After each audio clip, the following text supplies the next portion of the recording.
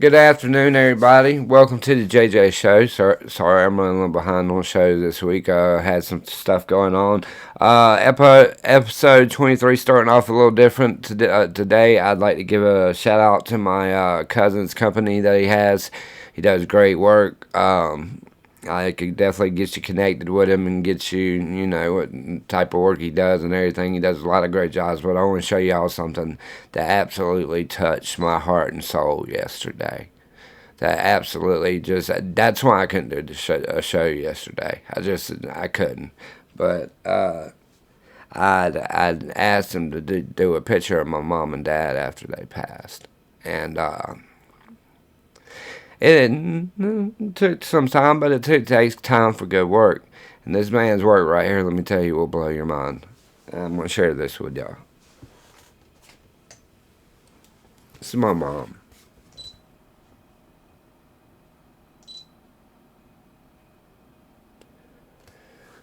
For y'all that know her, y'all know all about her and what she looked like, so y'all know.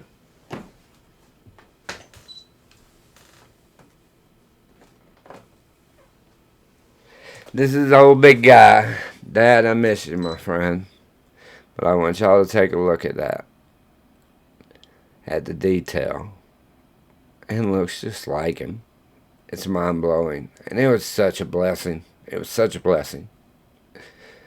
Man, you do some of the best work I've ever seen in my life. And I can thank you. I mean, there's nothing in this world that I could do that tell you how much of a blessing and how much that meant. But I want to advertise that for the show. I'm going to go ahead and tell you guys today we are running a conspiracy theory day. We're going to talk about a few things, so everything's not going to be PG today. We will have some PG-13 in here, and we will have some things to discuss and talk about and get a good show going. So if y'all like to, let's get it started. Are y'all truly ready for this deep dive? Because it goes back decades. Didn't I just tell you last week that Apollo, Apollyon, Abaddon, Helios, Lucifer was coming back? Through the art she's making, what do you know, they're the same exact being. Hey, you remember when Marina Abramovich came out and said that Donald Trump was the highest ranking warlock in the world, basically? More on that in a second. So of course, posted himself as Jesus. He admitted it himself earlier today, but in the same image, he added something from the last time this was posted, and that was this creature, this thing right here. That's Apollo. Yes, in fact, the same exact deity that's on the arch. Some could call him Helios. Remember, Nero Caesar in the 1st century destroyed all the Christians there was, and he transformed into Apollo himself. He also had a mortal wound to the head by a sword. Y'all remember when Trump did not put his hand on the Bible? That was crazy. You know the parable of the goats and the sheep from the Bible, when the goats go to hell and the sheep go to heaven? We had this golden goat made for Trump with golden feet, golden horns. On the dollar bills it says, "In Trump we trust." Y'all think this is the first time he put his name in the place of God? It's not. Of course, he made himself to be the Pope, and this is the second time he posted his image of him being Jesus. The red vesture because it's dipped in blood like Revelation, for Jesus, the Alpha and the Omega. It's also odd because, inversion from the occult, but of course we see the magician wearing red and that same exact thing that Trump was wearing too. Again, Satan loves inversions. Marina Abramovich said that Trump was putting a spell on the entire world. Read this real quick. If Trump did something to my daughters, I would forgive him because Jesus calls me to forgive. True, but watch this. It'd be the holiest act of love I could ever choose, but I would still politically support him as my president. Yes. Brother, what? After he violated your daughter? Hold on. Now check this out. After he posted himself as Jesus, he posted Trump Tower. The Trump Tower is pretty significant itself, on top of the moon. I've been telling y'all for years he's the moon child, was born right under the blood moon. The same one that Aleister Crowley started the rituals, I believe, in the 20s, going to the Babylon working in the 40s. Let me refresh your memory. The moon child will rule by liberty. And by liberty, he will destroy the Black Brotherhood. The Black Brotherhood to these demons is Christianity. He just happens to have the word of peace when they say peace and safety, a strong parallel. He's signing Bibles not just now, but in 2019 as well. This was a real picture published in the Time magazine, which, by the way, people are like, oh, he fell for the AI image. Of course it's an AI image. Who has to friggin' tell you it's an AI image if it's a cartoon? And for some reason, people have been seeing this beast, this Apollo, this Helios, this Abaddon, this Apollyon, this Lucifer, this Lightbringer in their dreams. If you've been watching me the last few years, then you're caught up. You know what I'm saying? I've been warning about all this stuff for years. If you're confused, the YT video is about to go up, and it goes a lot deeper, especially in the Trump Tower and the 666 Fifth Avenue. All you gotta do is search Real Moon Henry. But of course, don't mind me, shoot the messenger. Good afternoon, everybody. Welcome to the JJ Show. Sorry, I'm running a little behind on shows this week. Had some stuff going on. Episode 23 starting off a little different today. I'd like to give a shout out to my cousin's company that he has. He does great work. I could definitely get you connected with him and get you, you know, what type of work he does and everything. He does a lot of great jobs, but I want to show y'all something that absolutely touched my heart and soul yesterday.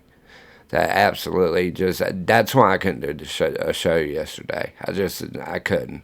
But I'd asked him to do a picture of my mom and dad after they passed. And it took some time, but it takes time for good work. And this man's work right here, let me tell you, will blow your mind. And I'm going to share this with y'all. This is my mom.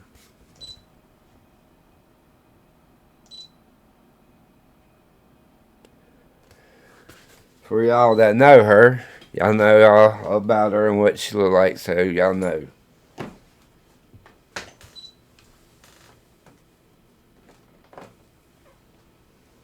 This is the old big guy. Dad, I miss you, my friend. But I want y'all to take a look at that. At the detail. And looks just like him. It's mind-blowing. And it was such a blessing. It was such a blessing. Man, you do some of the best work I've ever seen in my life. And I can thank you. I mean, there's nothing in this world that I could do that tell you how much of a blessing and how much that meant. But I want to advertise that for the show. I'm going to go ahead and tell you guys today we are running a conspiracy theory day.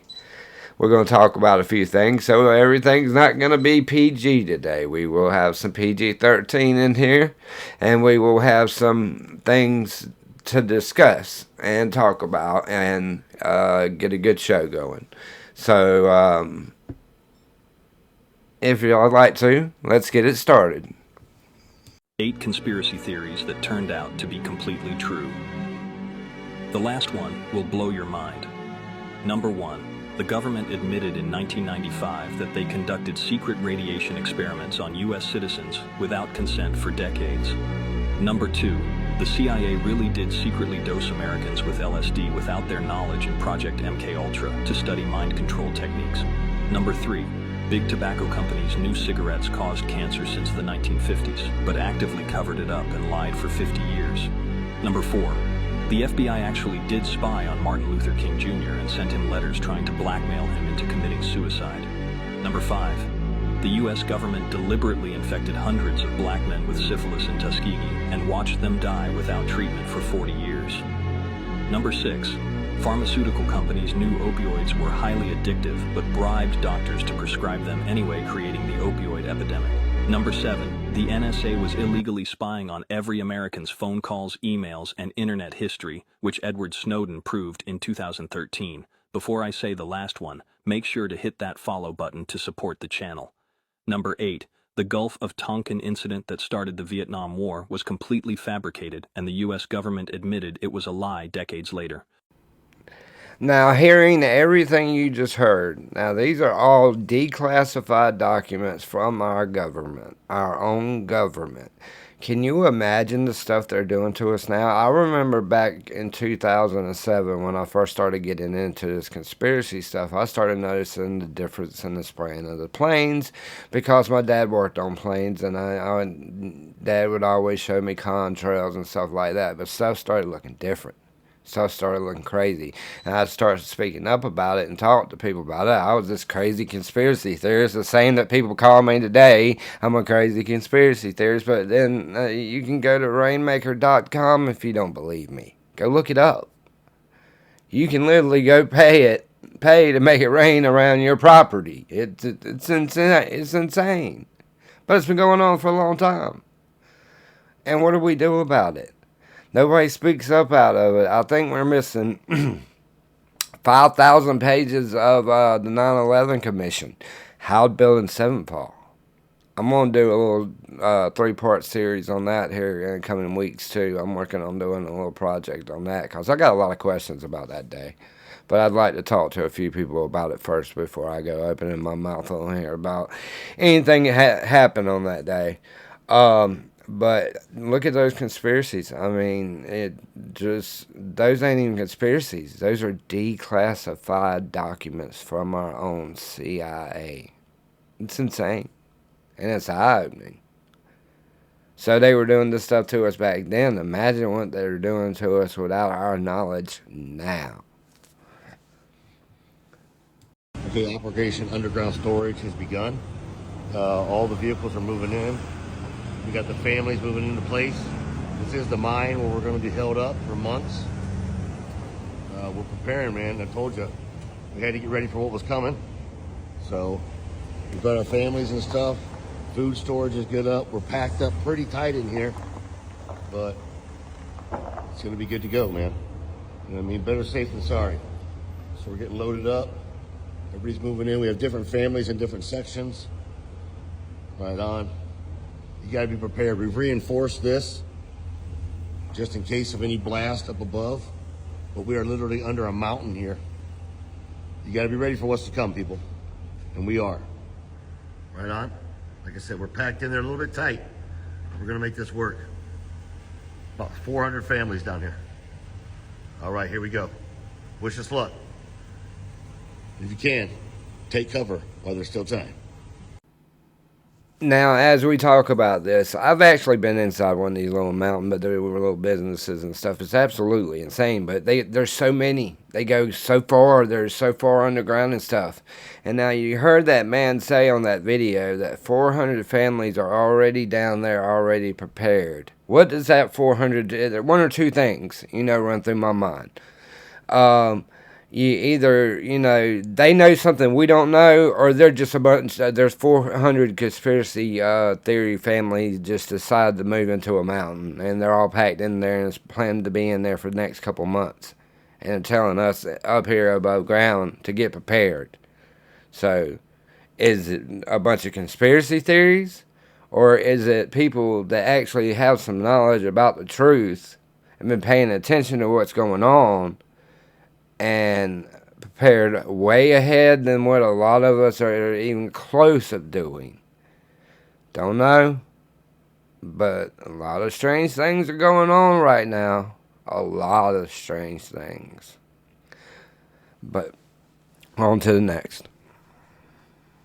The music video for Father is filled with hidden messages, but here's one that I see no one really talking about. Let me explain. First, I gotta say, excuse me, I am in my robe, it's late night, but let's get it. Now, unless you live under a rock, you would see that this video came out, and a lot of people have been doing breakdown videos, but the one detail I haven't seen no one mention in the breakdown videos, right behind Kanye, there just so happened to be a younger version of him, and you're probably wondering, how do I know this is a younger version of Kanye? But when you look at the mother of the little boy, you will see she has a cat face, and you're probably wondering, how does that even connect? Hear me out, there's an ongoing joke on Reddit called the Donda Cat, and it's where there's a cat with the Donda vest. If that didn't convince you, this should. A couple days ago, a group visited Donda's house, and as you can see, there's nothing in that window. Well, that's because that picture is old, and more recently, there's been a cat spotted in the window. And people all over Twitter was talking about this. So when I seen this little boy and his mother who has a cat face, it was clear to me that that was Kanye and his mother, but it gets a little bit deeper. In the video, Baby Ye is playing with something. We're gonna call him Baby Ye. But yeah, he's playing with something in his hand that y'all probably don't recognize. You don't recognize it because they took all the colors away. He's playing with a Rubik's Cube. You're probably wondering, why did they take the the colors off the Rubik's Cube. If you remember the song Violent Crimes where Kanye talks about being a father, you would also remember these lines. They gotta repaint the colors. The lie is wearing off. Reality is upon us. Colors dripping off. Now at this point, the colors are past dripping off. They're completely gone. The jig is up, and that's exactly what we see in this video. The even crazier part is that no one realizes it except for the kid. Or at least he's the only one that's bothered by it. Let me show you. Our first sign of this is when the kid side-eyes the pastor who is swinging around a thurible with no smoke. If you're Catholic, you more than likely know what a thurible or a censer is, and there's usually smoke coming out of it. But in this case, there isn't any smoke. It's a facade. And the kid clearly knows that. We then have this moment that looks like a pageant winner entering the stage, and I can go deeper into this in another video. Let me know down in the comments. But you're probably wondering, where's Baby Ye?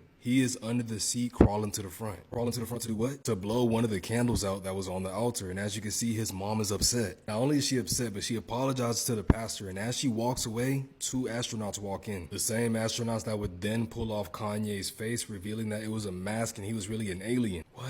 Now, interesting enough, when this happens, only 2 people are staring at the camera. Fabio, aka Michael Jackson, and Baby Ye. I'm just not realizing that the alien / Ye is looking too. And it's almost as if they're looking at the camera like, bruh, y'all see this? Like, come on. This next part is actually one of my favorite parts because we see Travis walk in with 2 twins, right? And it looks like they're gonna get married and you got the wedding cake pulling up in the back. Baby Ye sees his opportunity to pretty much ruin this whole entire wedding and was like, all right, I'm gonna stand up, stick my foot out and trip the cake holder so we can ruin the whole thing. And he successfully does it too, but then we find out the cake is fake. And when you realize the cake is fake, you also realize the kid didn't really trip him. The cake holder purposefully did that. It's as if he was playing with the kid, you know? Pretty much showing him, oh yeah, we know it's fake. We all know this is fake, but we're all acting. Now in the last scene when the wedding is over and everybody's walking out, you can see the mom dragging the son with her as if he's about to go to somewhere he doesn't want to be. She also takes his Rubik's Cube. And like I mentioned before, there is so much more, such as the conversation that these 2 are having the entire time. So if you would like a part 2, let me know in the comments down below and don't forget to like and follow. Ran out. I threw this one in here because these music videos are becoming stranger and stranger. And again, like he said, the symbolism, the different symbolism, especially if you understand the symbolism that they show and how they try to show it to us. You understand what was going on in this video. But one thing that's really weird to me and kind of creeps me out is the Michael Jackson thing. He seemed to appear a couple times since they said he passed. Now, was it really him? A body double? Probably a body double would be my first guess. Okay, but it just kind of strange that he keeps showing up in places. But that's just neither here or there. On to the final video of the day. I always like to throw something, my little inspirational guy in here. And I'm going to throw him in and share him on my way out. I hope everybody is having a blessed afternoon. And I'm going to try to get another video up for you guys today. And I'll surprise y'all with what it is when it starts. So this will be concluding the episode 23. Thank you all for joining me, and I will be announcing it on TikTok here in just a few minutes. Thank you very much. And thank you for all the likes, all the subscribes. Please subscribe, like, comment, share. Get it out there. Let them know that there's some guy out here that washes cars out back, out here doing videos, telling us some crazy stuff. That's me. Alright, y'all take care. God bless. Because you're not seeking completion anymore, you're already complete. Now this sounds wonderful in theory, and in many ways it is. There's a tremendous freedom in not needing others to validate your existence.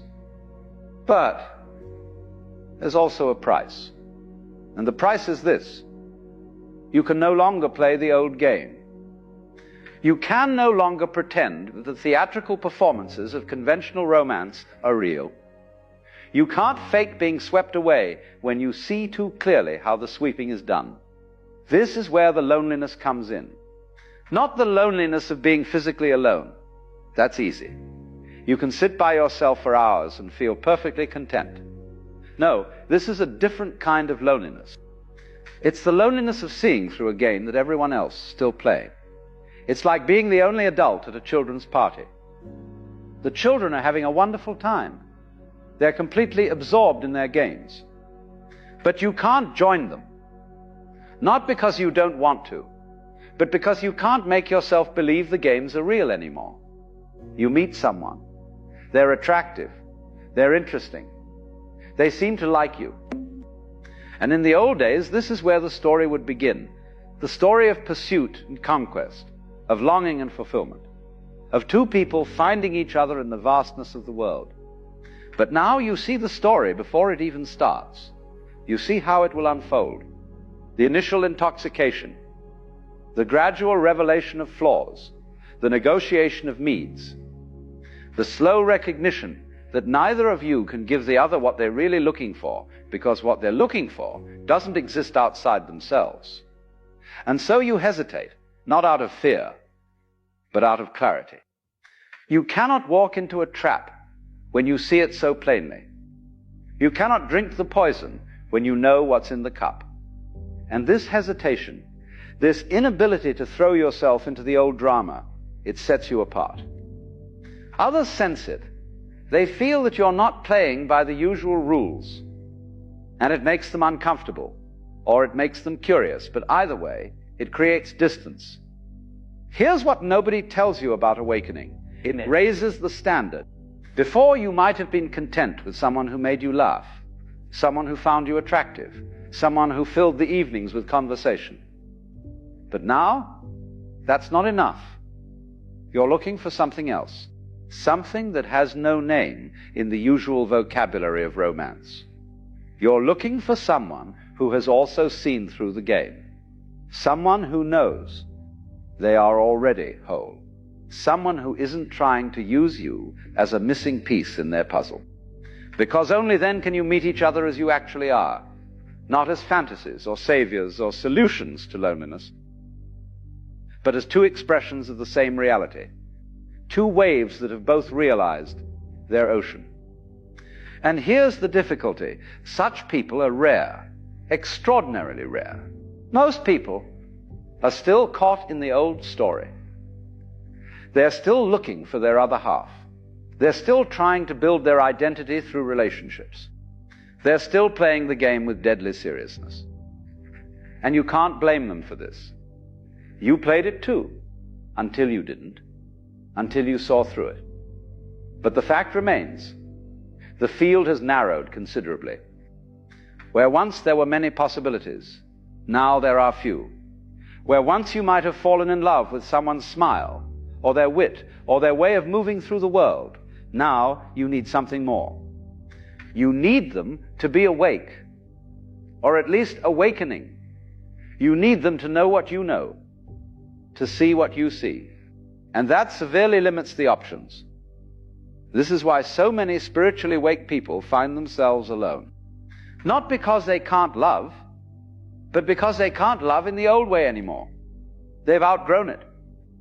Like a child who has learned to read and can no longer find satisfaction in picture books. The old stories don't work anymore.